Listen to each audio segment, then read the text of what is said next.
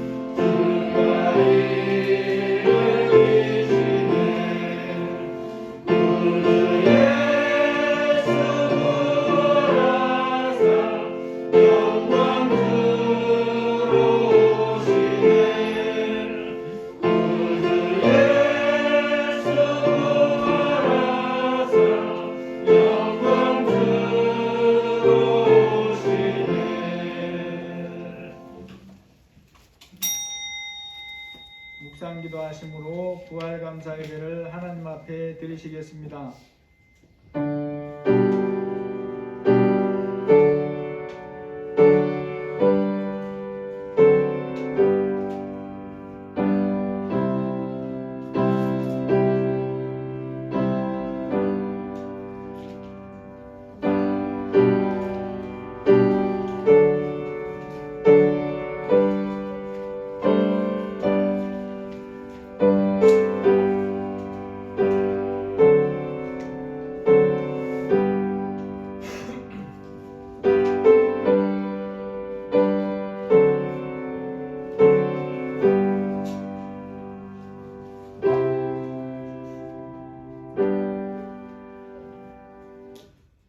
어찌하여 살아있는 자를 죽은 자 가운데서 찾느냐? 여기 계시지 않고 살아나셨느니라. 갈릴리에 계실 때에 너희에게 어떻게 말씀하셨는지를 기억하라. 이르시기를 인자가 죄인의 손에 넘겨져 십자가에 못 박히고 제3일에 다시 살아나야 하리라 하셨느니라. 하나님 아버지, 예수님의 부활을 우리가 눈으로 보지는 않았지만 제자들이 보고 우리에게 증거하고 많은 사람들이 보고 우리에게 증거하고 진리의 말씀이 우리에게 증거하므로 또 우리가 성령의 감동으로 깨닫게 되어 예수님을 믿는 자들이 되었고 이 시간 주님 앞에 또한 특별히 귀한 부활 감사 예배를 드리게 하시니 감사합니다. 우리 모든 성도들의 영혼이, 우리의 마음이, 우리의 심령이 하나님의 말씀으로 부활한 것을 믿고 또다시 한번 주님 앞에 굳건하게 서고 허는 잠자는 영혼들은 깨워주시기를 기도합니다. 들을 귀와 깨닫는 마음을 부어주시고 하나님을 기쁘시게 예배하는 귀한 부활감사의 인생이 되게 하여 주옵소서. 예수님의 이름으로 기도합니다. 아멘. 찬송가 10장입니다.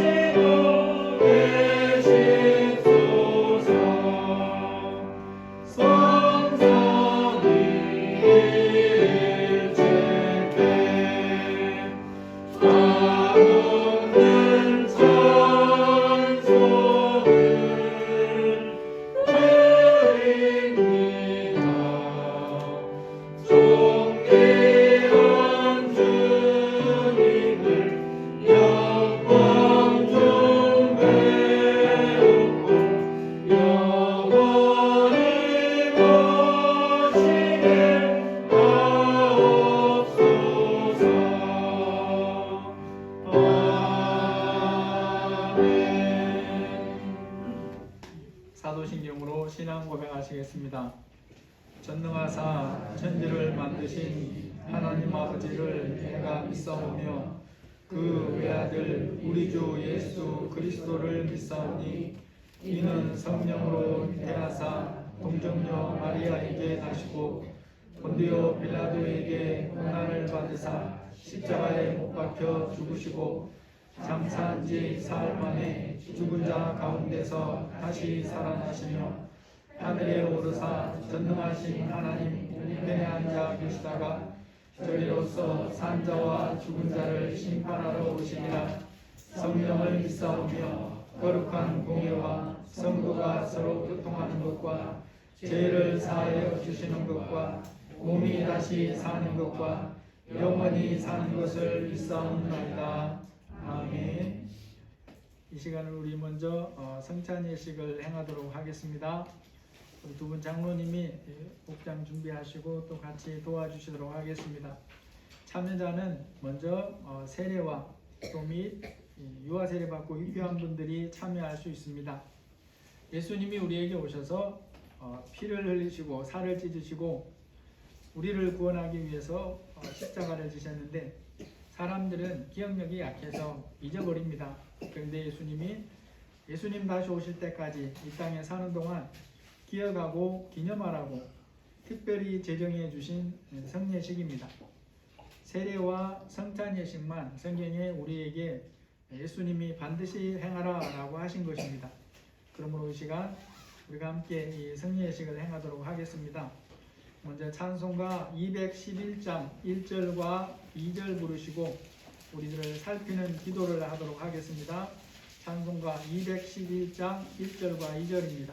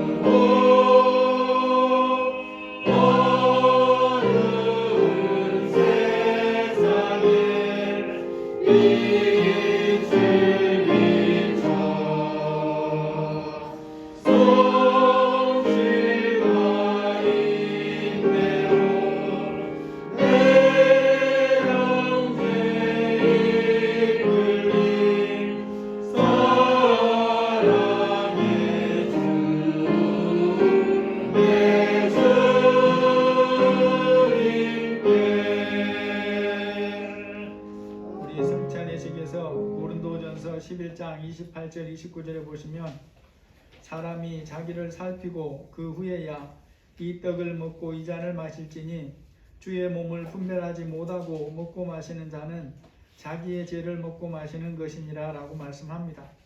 우리 모두 성찬에 참여할 예식에 참여할 자격이 없지만 예수님의 보혈을 의지하고 이 시간 우리 잠깐 함께 회개하는 기도를 하도록 하겠습니다.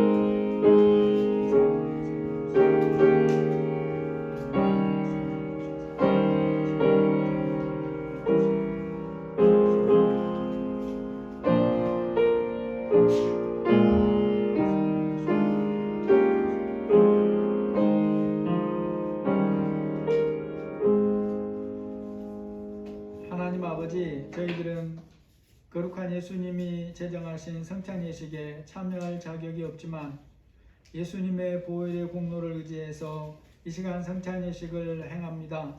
성령님이 함께하여 주시고 부활의 주님께서 우리 각자의 마음에 예수의 영이신 성령으로 충만하게 임하여 주시기를 기도합니다.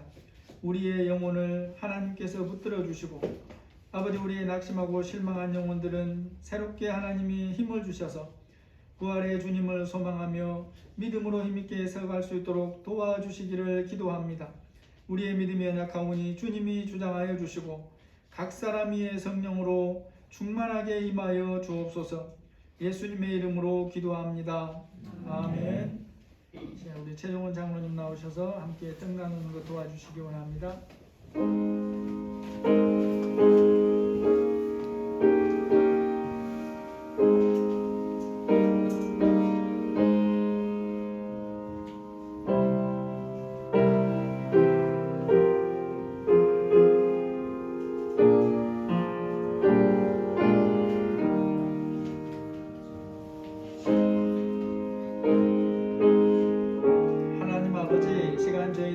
성찬 예식에 참석해서 떡을 나눕니다.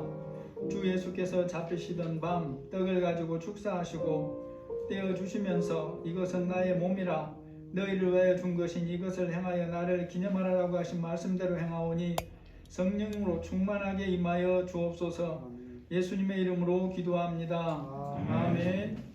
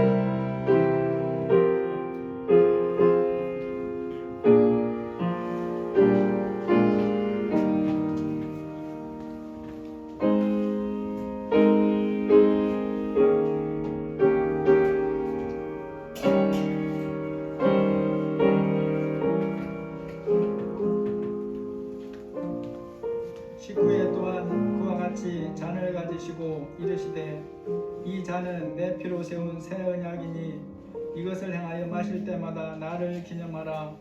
하나님 아버지, 이 시간 또한 저희들이 예수님의 피를 기념하는 잔을 나누오니 성령께서 임하여 주옵소서. 예수님의 이름으로 기도합니다.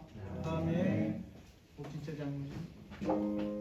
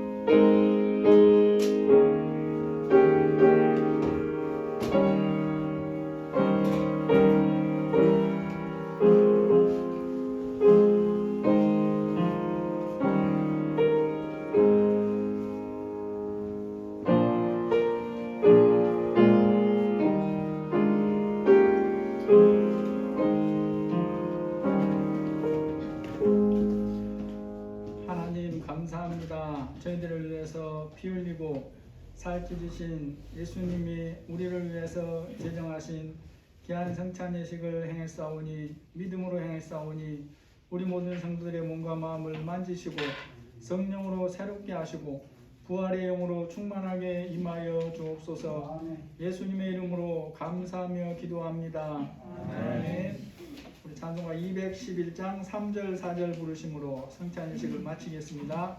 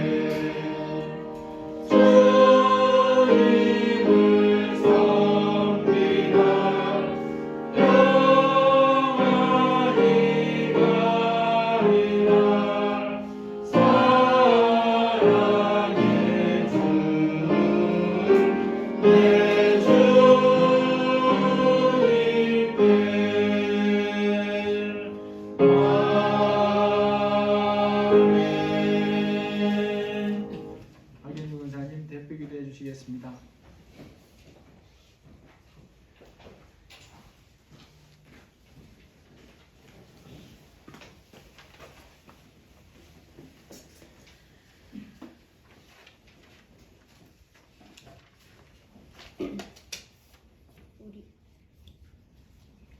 우리가 아직 죄인 되었을 때에 그리스도께서 우리를 위하여 죽으심으로 하나님께서 우리에 대한 자기의 사랑을 확증하셨느니라.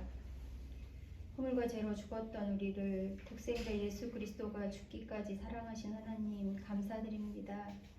십자가 고난을 이기시고 사망 권세에서 부활하신 주님을 찬양합니다. 부활의 첫 열매 되신 주님을 믿고 영원한 구원의 소망을 갖게 하심을 감사드립니다. 오늘 부활주일에 주님을 찬양하며 영과 진리로 예배드립니다. 주님, 이곳에 오셔서 우리의 예배를 받아주시고 홀로 영광 받으시옵소서. 지난 한 주간 세상 가운데 살면서 연약함으로 하나님 뜻대로 살지 못했음을 고백합니다. 우리의 연약함을 아시는 주님, 불쌍히 여겨주시고 우리의 죄를 씻어주시기를 기도합니다. 좀 더 강건한 믿음으로 삶에서 예수의 향기를 전하는 성도의 삶을 살아갈 수 있도록 도와주세요. 밖에는 아름다운 봄꽃들이 각자의 아름다움을 뽐내고 있지만 하나님, 우리는 아직도 전염병의 고통에서 벗어나지 못하고 있습니다. 이 고난 가운데서 하나님의 자녀들을 보호하시고 큰 어려움 없이 지나갈 수 있도록 도와주시기를 구합니다. 우리의 자녀들을 위해 기도합니다. 영적으로 하나님을 깊이 만나고 내 삶의 주인이 하나님이심을 고백할 수 있는 믿음을 주시기를 기도합니다. 홀로 타지에서 공부해야 할 자녀가 있습니다. 하나님 눈동자와 같이 보호해 주시고 그곳에서 만남의 축복을 주셔서 넉넉히 그곳에서의 일들을 감당할 수 있도록 도와주시옵소서. 이제 새롭게 선출된 대통령에게 지혜와 명철을 주셔서 통합되는 대한민국을 만들게 하시고 고레스와 같이 하나님의 뜻대로 사용되는 대통령이 되게 해주시기를 기도합니다. 단위에 세우신 박형선 목사님에게 영육간에 늘 강건함을 주시옵시고 선포되어지는 부활의 메시지가 잠자는 우리의 심령을 깨우게 해 주시옵소서. 우리들에게는 들을 귀와 깨닫는 마음을 주시기를 원합니다.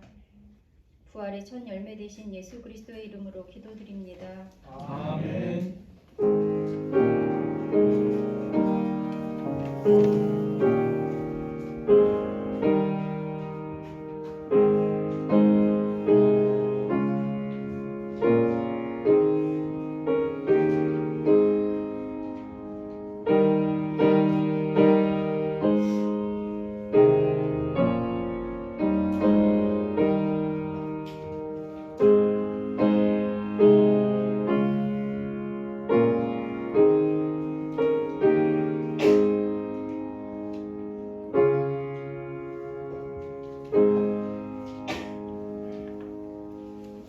하나님의 말씀 누가복음 24장 25절에서 31절입니다.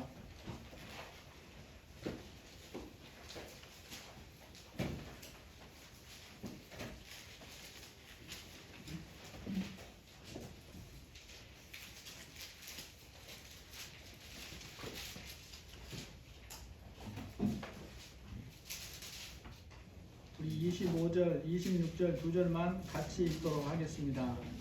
25절, 26절 같이 읽겠습니다. 이르시되 일어나고 선지자들이 말한 모든 것을 마음에 덕이 있는 자들이여 그리스도가 이런 고난을 받고 자기의 영광에 들어가야 할 것이 아니냐 하시고. 아멘. 이 시간 우리는 가족이 나와서 못하지만 다 함께 우리 하나님 앞에 감사 찬송하도록 하겠습니다. 151장입니다.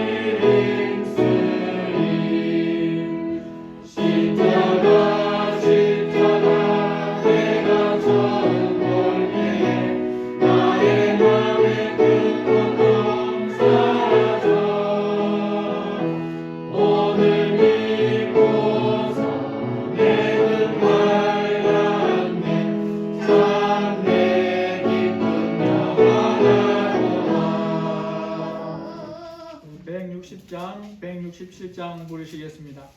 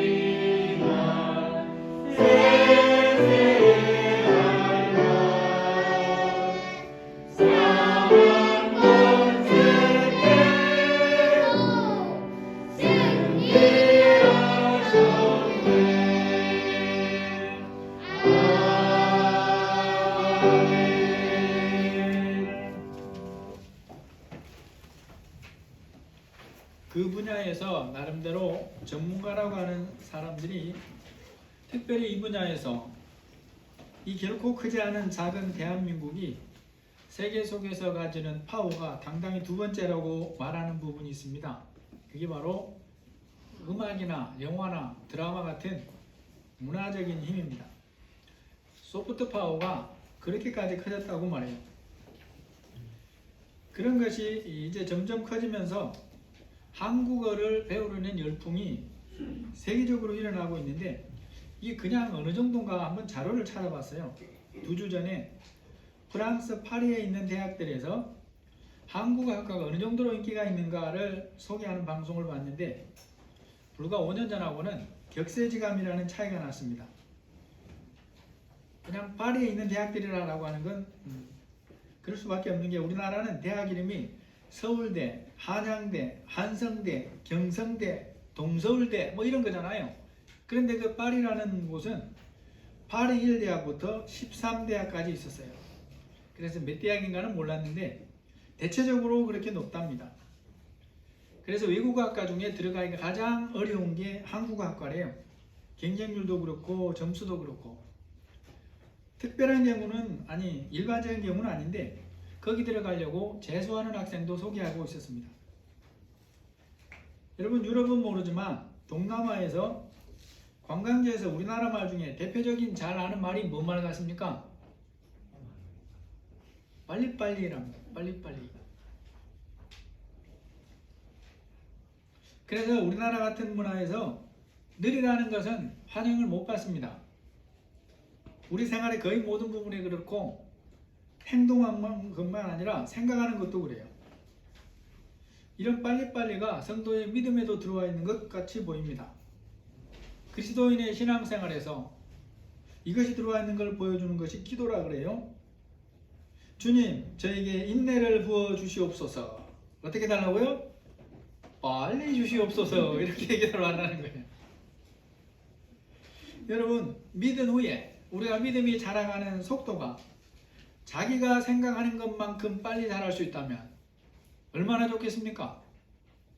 믿은 지 한 달 됐는데 신행 고백에는 베드로만큼 잘하고 2달 됐는데 바울만큼 잘한다면 얼마나 좋겠냐는 거예요. 그렇죠? 엄청 좋을 거예요. 그런데 그렇게 잘하는 게 믿음이 아닙니다. 믿음은 그 성격상 삶으로 들어야 잘하는 것이기 때문에 한순간에 잘하는 게 아니에요. 예수님의 가르침을 직접 받는 제자들조차도 진리를 받아들이는 속도가 예수님이 원하시는 수준에 미치지 못하는 부분들이 많습니다. 마태복음 16장 21절을 보시면 이때로부터 예수 그리스도께서 자기가 예루살렘에 올라가 장로들과 대제사장들과 서기관들에게 많은 고난을 받고 죽임을 당하고 제3일에 살아나야 할 것을 제자들에게 비로소 가르치시니 라고 말을 합니다. 이때로부터 비로소 가르치신다는 말에 담긴 의미가 뭡니까? 이 이전까지도 예수님은 천국 복음과 또 영원한 진리를 제자들에게 가르쳐 왔습니다. 그리고 삶으로 경험하게 하면서 가르쳤어요. 이 제자들은 예수님을 구원자로 믿고 있는 사람이에요. 그럼에도 불구하고 예수님의 십자가 고난과 죽으심과 부활에 대한 진리는 아직은 가르치지 못했다는 것입니다. 이 수준이 되기까지는 가르쳐도 받아들이질 못했다는 거예요. 그 정도 수준이 돼서 이제 가르치기를 시작하는데도 여전히 받아들이는 데서 어려워하는 것을 우리가 제자들의 모습에서 볼 수 있는데 마태복음 16장 22절을 보니까 베드로가 예수를 붙들고 항변하여 이르되 주여 그리 마옵소서 이 일이 결코 주께 미치지 아니하리이다. 베드로의 이런 말은 누구를 생각해서 하는 말입니까? 예수님 생각해서 하는 말이에요. 예수님을 사랑해서 하는 말이에요. 예수님을 따르는 제자로서 스승인 예수님이 십자가에 못 박혀 죽는다는데 이걸 어떻게 그냥 보고만 있겠냐 말이죠. 그러므로 베드로는 예수님을 사랑해서 그렇게 한 말이에요. 그러면 예수님께서 베드로의 말을 듣고 그래도 나를 생각하는 것을 말로 표현하는 것은 너밖에 없구나. 말이라도 그렇게 해주니 고맙다. 그러실까요? 베드로의 말을 듣고 예수님이 하시는 말씀이 너무나 준엄합니다. 무서워요. 마태복음 16장 23절에 보면 예수께서 돌이켜 베드로에게 이르시되 사탄아 내 뒤로 물러가라. 너는 나를 넘어지게 하는 자로다. 내가 하나님의 일을 생각하지 아니하고 도리어 사람의 일을 생각하는도다 하시고 여러분이 혹시 화가 났을 경우에 어떤 사람에게 사탄아 그런 적이 있습니까? 아니요. 없잖아요. 없어요. 이게 우리는 그냥 지나가는 것 같지만 예수님이 가장 사랑하는 사도들 중에서도 수제자 역할을 하는 베드로를 보고 사탄이라고 하는 게 이게 보통 말입니까? 예수님이 그러신 거예요. 여기서 우리가 봐야 될 것이 예수님의 12제자들의 믿음에서 진리를 받아들이면서 성장하는 속도가 어떤 부분은 좀 빠른데 어떤 부분은 너무 느려요. 예수님이 기대하는 것보다 느립니다. 믿음의 성장에 가는데 시간이 걸린 건 틀림없는 사실인데 현재 제자들의 성장 속도는 예수님 기대보다 느리다. 이걸 확인할 수 있어요. 제자들의 믿음이 성장해 가는 속도가 예수님이 기대하는 속도보다 느리지만 예수님은 기다려 주십니다. 참아 주셨어요. 그것이 또한 사람들이 가진 한계라는 걸 아시기 때문이에요. 그래서 약함을 아시기 때문에 무조건 믿어야 된다고 강제하거나 재촉하시지를 않았어요. 그런 예수님이신데 오늘 본문에서는 느림을 기다려 주시지 않습니다. 그들의 깨닫지 못함과 더디 믿는 것을 분명히 질책하세요. 오늘 25절, 26절 보니까 미련하고 선지자들이 말한 모든 것을 마음에 더디 믿는 자들이여 그리스도가 이러한 고난을 받고 자기의 영광에 들어가야 할 것이 아니냐 하시고 예수님이 이들에게 하시는 이 말씀은 그 분위기나 무게감에서 볼 때 베드로를 책망하신 그 정도는 아니라는 걸 알 수는 있습니다. 그럼에도 더디 믿는 것을 질책하시고 있는 말씀이면 틀림이 없어요. 미련하고 선지자들이 말한 모든 것을 마음에 더디 믿는 자들이여. 가끔 우리가 어떤 경우에 참 미련하네 이런 말은 가끔 할 수 있어요. 사탄아 그러지는 않지만 진짜 속으로 생각합니다. 미련하기는 그런 말을 할 수 있단 말이죠. 우리가 예수님의 이런 책망하심에 담긴 마음을 알려면 이러한 책망을 받는 사람들의 현재 상태가, 두 사람의 현재 상태가 어떤가를 봐야 돼요. 적어도 이 일, 예수님의 부활을 믿어야 하는 것에 대해서 아는 것과 관련된 정도가 어느 정도냐를 우리가 봐야 된다는 것입니다.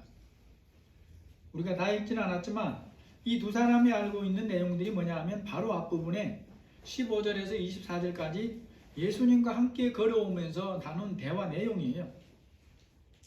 이 두 사람은 이때까지는 자신들이 대화하고 걸어온 사람이 예수님이라는 걸 모릅니다. 모르지만 뭘 아느냐? 예루살렘에서 예수님과 관련된 일어난 모든 일들을 다 알고 있는 거예요. 그들은 예수님이 이제까지 해오신 말씀을 알고 있고 행하신 능력을 알고 있고 또 그 말씀대로 종교권력자들에게 의해 잡혀서 십자가에 죽으신 것도 알아요. 뿐만 아니라 자기들과 함께 예수 믿는 사람들 중에 몇 여자들이 새벽에 가서 무덤에 다녀오더니 무덤이 비었고 예수님을 만났다고 마리아 같은 경우는 얘기까지 합니다. 그런데도 못 믿어서 또 자기들 중에 두 사람 베드로와 요한이 달려가서 무덤이 어떻게 되어 있는가 살펴봤더니 비어 있다는 것도 확인을 했어요.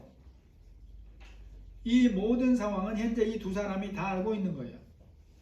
그럼에도 예수님의 부활에 대해서는 믿지를 못합니다.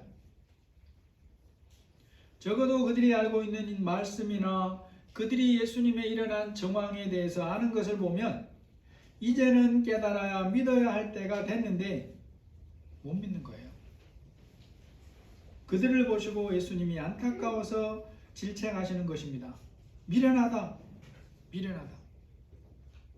미련하고 선지자들이 말한 모든 것을 마음에 더디 믿는 자들이다. 미련하면 믿음에서도 더뎌집니다. 이건 말씀에 미련한 걸 말해요. 이러한 모습에서 삶에서 말씀에서 우리의 오늘의 삶에 적용할 교훈들이 몇 가지 있습니다. 먼저 나의 모습을 점검하면서 살아야 된다는 거예요. 왜냐하면 이 두 사람이 예수님의 부활과 관련해서 알고 있고 상황에 대해서 점검했고 믿어야 할 부분들이 우리도 이미 다 알고 있다는 거예요. 오히려 우리는 사복음서를 통해서 알기 때문에 이 사람들보다 더 정확하게 알고 있어요. 그리고 혹 이제 믿어서 모르면 성경을 펴서 읽어보면 알 수가 있는 것입니다.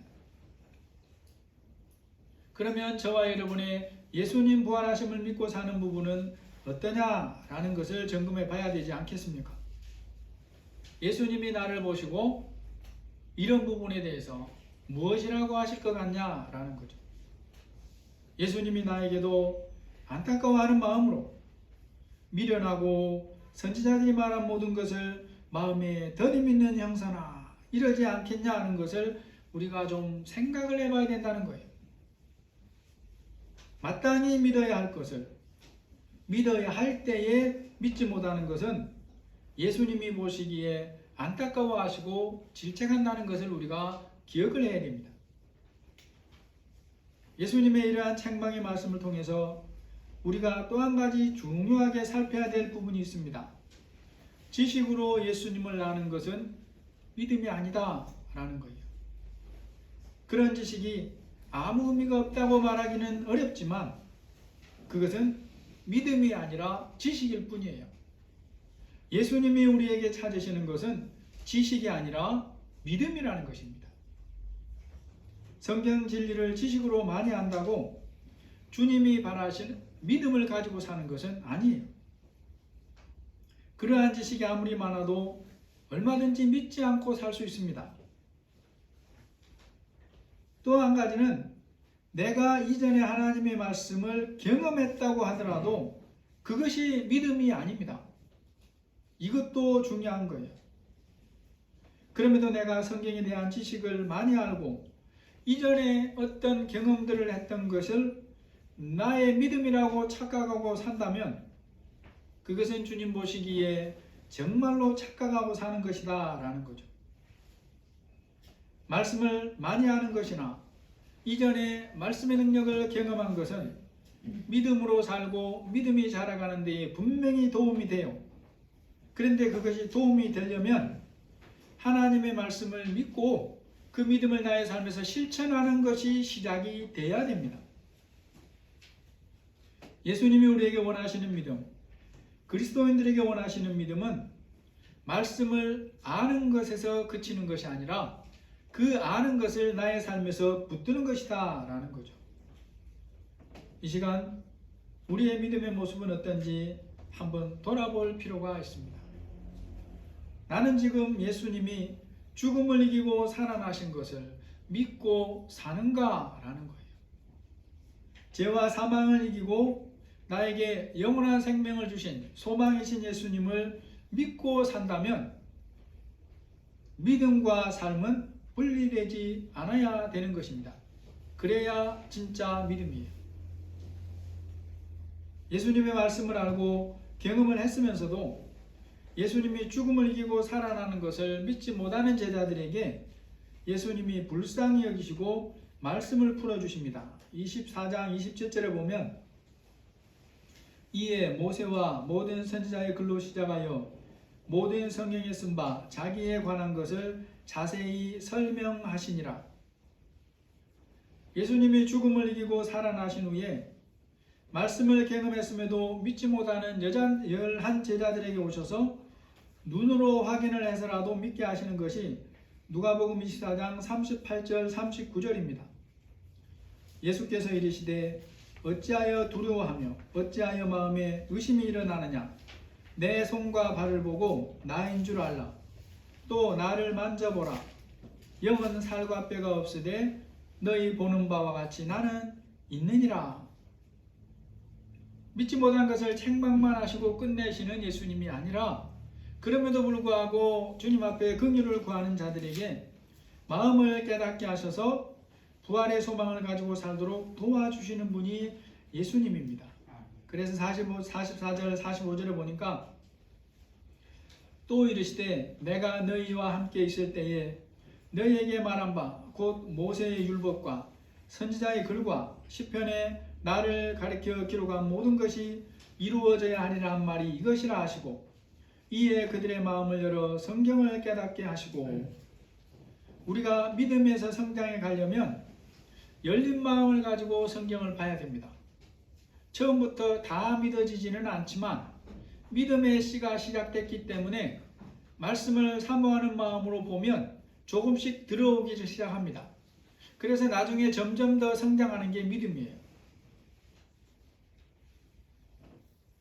오늘 예배는 1년에 한 번 부활 감사 예배 이름으로 드립니다. 오늘 우리는 무엇을 통해 예수님의 부활을 확인하고 믿어야 됩니까? 예수님이 승천하신 후에는 우리는 죽었다 깨어나도 우리 눈으로 이 땅에서는 예수님을 볼 수 없어요. 그런 우리를 위해 예수님이 사용하신 사람들이 있는데 그들이 바로 제자들입니다. 그들이 예수님을 만나서 손을 만져보고 옆구리를 보여주신 예수님을 보면서 예수님이 죽음을 이기고 부활했다는 것을 확인했고 그 확인한 것을 하나님의 말씀이라는 진리로 기록해서 우리에게 주셨고 그리고 성령께서 우리의 마음을 만지셔서 말씀을 깨닫게 하시고 믿게 하시는 믿음을 주셨다는 거예요. 예수님을 눈으로 보지 못하고 믿는 우리에게 예수님이 하시는 칭찬이 있습니다. 요한복음 20장 29절에 보면 예수께서 이르시되 너는 나를 본 고로 믿느냐 보지 못하고 믿는 자들은 복되도다 하시니라. 보지 못하고 믿는 자들을 칭찬하시는 말씀이에요. 이것은 누구겠습니까? 여러분이나 저를 보고 하시는 말씀일 수 있다라는 거예요. 그런 자들은 보지 못하고 믿으니까 어리석다고 하지 않고 복되다 그래요. 복되다. 예수님은 우리에게 아무것도 해주시지 않고 무조건 믿으라고 강제하시는 분이 아닙니다. 믿을 수 있도록 마음을 만지시고 우리의 영을 작게라도 열어주셨어요. 그리스도인은 예수님이 주시는 이 믿음과 은혜를 선물로 받은 사람입니다. 예수님을 믿은 이후에는 어떤 믿음으로 살아야 되겠습니까? 성령과 깊이 소통하면서 믿어야 할 것을 예수님이 믿으라고 할 때에 믿는 믿음을 가지고 살아라고 하시는 것입니다. 믿어야 할 사람이 바로 나이고 믿는 믿음으로 살아야 할 때가 바로 지금인 것입니다.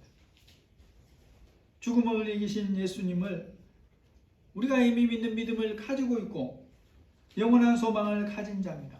그러므로 지금 나에게 주어진 환경이 어떠하든지 오늘을 믿음으로 소망으로 살아내시기를 예수님의 이름으로 축복합니다. 하나님 아버지, 믿어야 할 것을 예수님이 믿으라고 할 때에 믿는 우리가 되기를 원합니다. 우리의 연약함을 아심에도 불쌍히 여기시고 성령으로 깨닫게 하셔서 믿게 하신 주님, 우리가 믿어야 할 말씀도 성령으로 깨닫게 하셔서 믿게 하여 주시고 우리의 심령을 만져 주옵소서. 우리의 자녀들의 마음을 만져 주옵소서. 예수님의 이름으로 기도합니다. 아멘. 찬송가 175장입니다.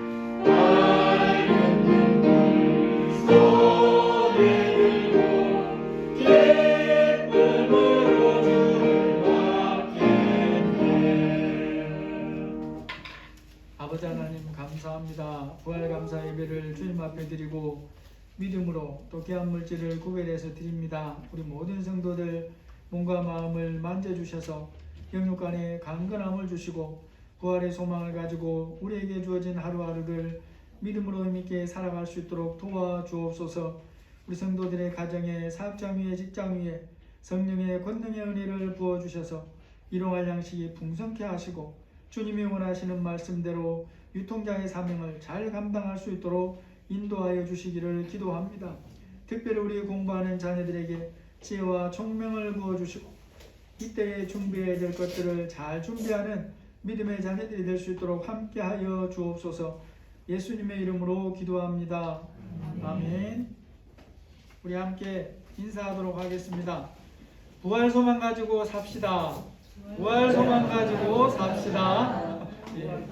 부활 소망 가지고 사는 우리 모두가 되시기를 바랍니다. 4번에 보시면 경일로의 봄 정기회가 4월 19일 선한이육교에서 있습니다. 사실 그동안에 제대로 2년 동안 거의 제대로 못했거든요. 작게 모이면 잠깐 모이고 잠깐 사라지고 노예까지도 막 그렇게 했었어요. 심지어 성찬의식도 못한 노예도 있습니다. 그렇기 때문에 이번에는 막 목사님들이 기대가 막 큰 것 같아요. 하나님 안에서 함께 믿음의 교제들을 나누는 또 교회들을 돌보고 점검하는 이 봄내외인데 또 기억하시면 하나님의 은혜 안에 잘 진행될 수 있도록 기도해 주시기를 바랍니다. 찬송가 180장 부르고 축사하심으로 마치겠습니다.